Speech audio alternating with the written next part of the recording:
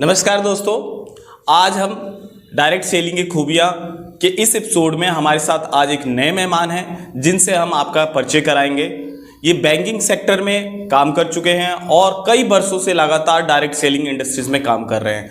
तो आइए मिलते हैं एक नए मेहमान के साथ। संदीप जी हैं हमारे साथ, डायरेक्ट सेलिंग इंडस्ट्रीज से, पंजाब से हैं बेसिकली आप, और बैंकों में कई वर्ष काम कर चुके हैं। तो अगला परिचय, अपना परिचय स्वयं संदीप जी ही देंगे। तो मिलते हैं। मेरा नाम संदीप कुमार है और मैं लुधियाना पंजाब से बिलोंग करता हूं और दिल्ली में मैं रहता हूं। मेरी जो अपब्रिंगिंग हुई है दिल्ली में ही हुई है और दिल्ली में ही मैंने अपनी स्कूलिंग की है और एजुकेशन यहां से ली है दिल्ली में। और यहां मैं अपनी फैमिली के साथ दिल्ली रहता हूं और कई सालों से बैंकिंग सेक्टर में काम कर रहा था। लास्ट में स्टेट बैंक के साथ था, जो कि लोन डिपार्टमेंट, क्रेडिट कार्ड और सारा जो फाइनेंशियल सेक्टर है उसको मैं देख रहा था स्टेट बैंक में। और 2016 में मैं स्टेट बैंक से रिज़ाइन दे के नेटवर्क मार्केटिंग में आया हूं और यहाँ मुझे बहुत आनंद आ रहा है। मैं फाइनेंशियली फ्री हुआ हूं सिर्फ नेटवर्किंग की बदौलत। और यहाँ पे सारी सुख सुविधाएँ मुझे मिली, टाइम मिला, जो हम कहते हैं नेटवर्किंग में टाइम फ्रीडम, मनी फ्रीडम और चीज़ों का अच्छे से एंजॉय करना, वो मैं नेटवर्किंग में कर रहा हूँ इस टाइम। तो सुशील जी, ये मेरा इंट्रोडक्शन है। आप जब बैंकिंग सेक्टर में सफलतापूर्वक आप काम कर रहे थे तो ऐसा क्या हुआ कि आप नेटवर्किंग इंडस्ट्री से जुड़ गए? देखिए, नेटवर्किंग और बैंकिंग दोनों चीज़ों में एक बड़ा डिफरेंस है कि कमीशन पार्ट या जिसे कहें पेमेंट पार्ट, वहाँ पे सैलरी का पार्ट आता है प्लस इंसेंटिव आता है। यहाँ आपके पास इंसेंटिव पार्ट, कमीशन पार्ट बहुत बड़ा होता है। ये आपका अपना बिजनेस होता है, वो एक नौकरी होती है। नौकरी और बिज़नेस में आप अंतर समझ लीजिए। बिज़नेस को कितना भी बड़ा किया जा सकता है, कितना भी बड़ा पैसा बनाया जा सकता है, पर नौकरी में बहुत बड़ी स्कोप नहीं हो पाता, बड़ा पैसा नहीं बना पाते। तो संदीप जी, आपने बताया कि आपने बैंकिंग से ज़्यादा लग्जरी लाइफ इस बिजनेस में आपने जिया है। हाँ जी। तो आपने और क्या क्या पाया है इसमें, क्या क्या आपने सीखा है? या लोग कहते हैं कि एमएलएम इंडस्ट्री आने के बाद बहुत कुछ सीखा जा सकता है, बहुत सारी हुनर आती हैं, तो आप में क्या क्या ऐसे चीज़ें चेंजेस हुई इस एमएलएम इंडस्ट्रीज में आने के बाद? देखिए, कभी भी आप लोगों के, बहुत सारे लोगों के सामने आके एकदम से स्टेज पे बोल नहीं पाते हैं, ठीक है। पर नेटवर्क मार्केटिंग में आपको ट्रेनिंग दी जाती है आपके गुरुओं के द्वारा। आपके अपलाइन जो होते हैं वो आपको ट्रेनिंग देते हैं कि किस तरीके से आपको बात करनी है, स्टेज पे कैसे आपको प्रेजेंट रहना है, चीज़ें बताई जाती हैं। आपके कपड़े पहनने का तरीका, आपके चलने का तरीका, ओवरऑल आपका माइंडसेट है उसको बड़ा किया जाता है। बहुत बढ़िया। आपने एक चीज़ और बोली, उससे मेरा बड़े देर से मन कर रहा था उस प्रश्न को करने का। आपने कहा लग्जरी लाइफ मैं जी रहा हूँ, तो ये कितने दिनों में आपने पाया? क्योंकि एमएलएम इंडस्ट्रीज के बारे में एक बात गलत फहमी है लोगों की, लोग आए और रातों रात करोड़पति बन जाए। क्या ऐसा होता है क्या, या बहुत टाइम लगता है? कितना टाइम लगता है, कुछ इस विषय में आप बता सकें? देखिए, जो पैसा कमाना है उसका एक बहुत शानदार एग्जाम्पल है माइंडसेट। देखिए, जब आपका माइंडसेट बनता है, आपके माइंड में पैसा बनने लगता है, तब आप बड़ा पैसा बनाते हैं। अगर आपके माइंड में पैसा नहीं बन रहा है तो आपके पास कभी पैसा नहीं आएगा। सबसे पहले जो नेटवर्क मार्केटिंग है वो आपका माइंडसेट करती है। जैसे ही आपका माइंडसेट होता है कि आपने 1000 कमाया, 10,000 कमाया, 20,000 कमाया, 50,000 कमाया, लाख कमाया, अब लाखों की दौड़ के ऊपर आप करोड़ों में जाने के लिए रेडी होते हैं एक टाइम के बाद। वो टाइम कब आता है? वो टाइम तब आता है जब आप हज़ारों लाखों के ऊपर चले जाते हैं, ठीक है। अब वहाँ पे पहुँचने के लिए आपको मेहनत तो करनी पड़ेगी। नेटवर्क मार्केटिंग 3 शब्दों में ख़त्म हो जाती है। ऊपर वालों से पूछो कैसे, नीचे वालों को बताओ ऐसे, और बीच में कमाओ पैसे। ये जो फंडा है, इस फंडे को जिसने फॉलो कर लिया वो नेटवर्क मार्केटिंग में बहुत बड़ा इतिहास रचता है। और मेहनत तो सर कहीं पे भी है दोस्तों, करनी ही पड़ती है। बिना मेहनत के आपको रिज़ल्ट नहीं मिलेंगे, और रिज़ल्ट लेने के लिए आपको मेहनत करनी होगी। और वो जैसे ही आप मेहनत करनी शुरू करते हैं आपको दिक्कतें आती हैं। आपके पड़ोसी, आपके रिश्तेदार वो कहेंगे कहाँ फंस गया। और जैसे ही ये शब्द आप सुनते हैं आपको मेंटली एक तरीके से डिप्रेशन सा फील होता है। अब उन चीज़ों से जब आप ऊपर आते हैं तब आप इस फील्ड में आगे जा सकते हैं, नहीं तो लोग गिराने वाले कम नहीं हैं। ये एक तरीके से ऐसा कह सकते हैं कि एक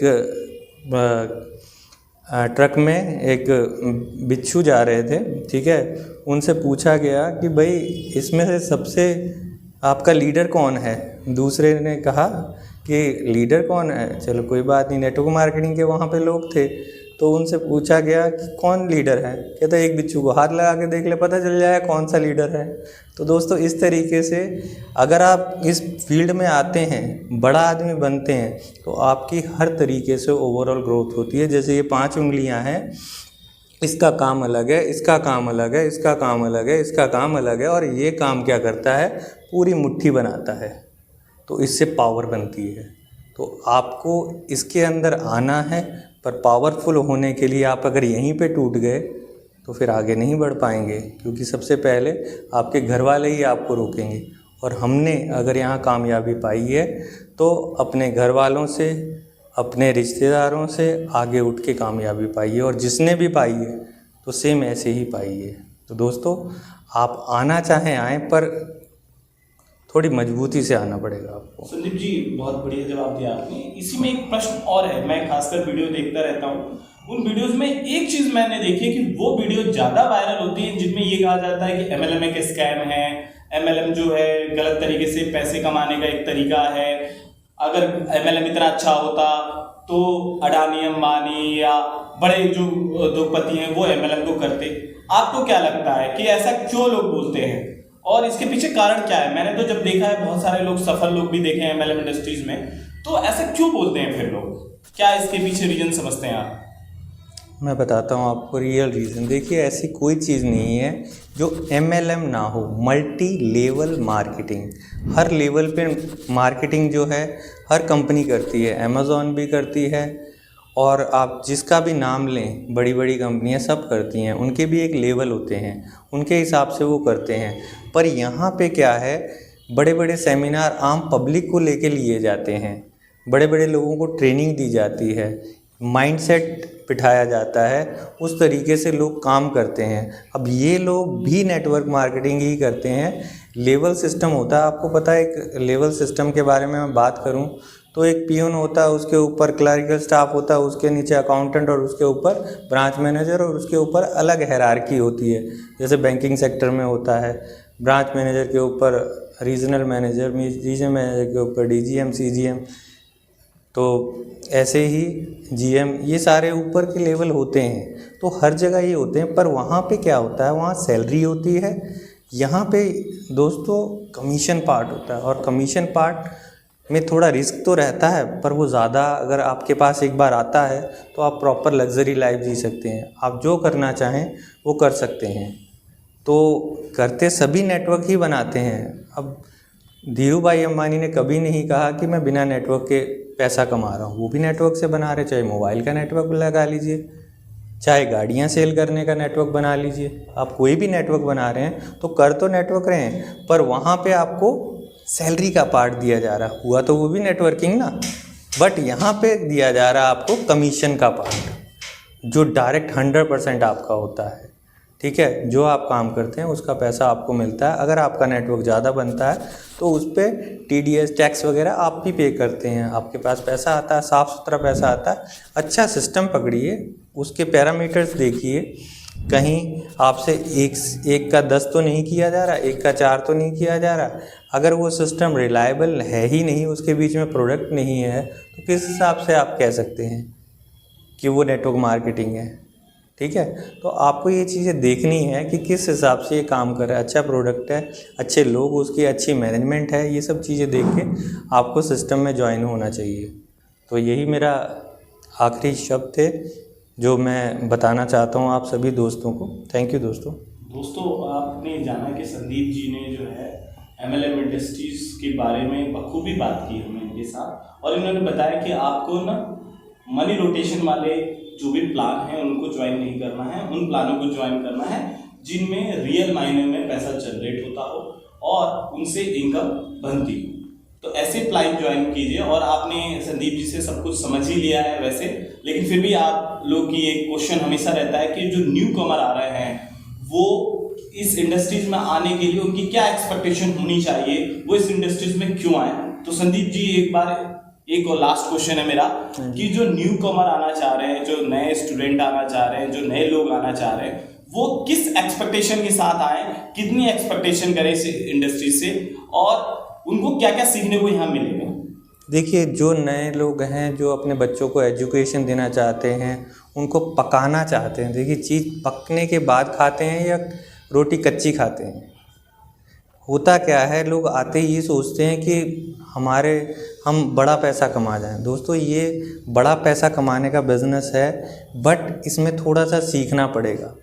जैसे जैसे आप सीखते जाते हैं, 2 से 3 महीने 6 महीने आपके लर्निंग प्रोसेस होते हैं। सीधा आप कोई चीज़ जाके नहीं दे सकते किसी को, किस तरीके से प्रेजेंट की जाती है।